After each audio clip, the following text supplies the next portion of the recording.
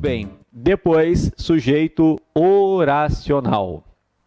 Como que funciona o sujeito oracional? A primeira informação, sujeito oracional é uma oração subordinada, substantiva, subjetiva. Sujeito oracional é uma oração subordinada, substantiva, subjetiva. Sujeito oracional tem tudo a ver com oração. Está no nome, tanto é que ele é uma oração. Aí há um detalhe importante. O que? Oração na língua portuguesa é a frase que contém verbo. Oração é a frase que contém verbo. Então, sujeito oracional é aquele que dentro dele há um verbo. Ô, senhor, não entendi. Senhor, como assim? Sujeito oracional é aquele que dentro dele há um verbo. Já vamos entender. Observa só. Convém que venhas, tá? Convém que venhas. Olha só. Eu tenho aqui dois verbos. Eu tenho venhas, que o sujeito é subentendido, é oculto, que tu venhas, mas eu tenho convém. Se eu perguntar que é que convém, a resposta é que venhas. Que é que convém, que venhas. Então, que venhas, observa só, que venhas é o sujeito. Que venhas é o sujeito. Agora, dentro do sujeito existe o verbo, venhas. Então, quando dentro do sujeito houver o verbo, esse sujeito é chamado de oracional. Tá aqui, ó. Então, esse sujeito é o sujeito oracional, já que dentro dele há um verbo. Convém que venhas, vou repetir. Que é que convém? Resposta: que venhas é sujeito, ok. Como há verbo dentro dele, é sujeito oracional. Senhor, mais ou menos, senhor, eu não consegui muito bem. Então, tem de ter um verbo dentro do oracional, é isso? É isso mesmo. Olha aqui. Cabe a ele fazer o bolo. Vamos localizar o sujeito do caber. Se eu perguntar que é que cabe a ele, que é que cabe a ele, a resposta é fazer o bolo. Então, isso aqui é o sujeito. Sujeito. Observa, dentro do sujeito há o verbo fazer. Então, se dentro do sujeito há o verbo fazer, é um sujeito oracional. Tá aqui. Então, é o sujeito oracional.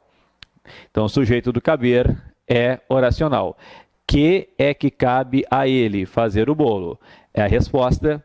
Existe verbo, é oracional. Depois, olha só. Então, primeiro ponto, uma noção. Uma noção do sujeito oracional. Qual é a noção?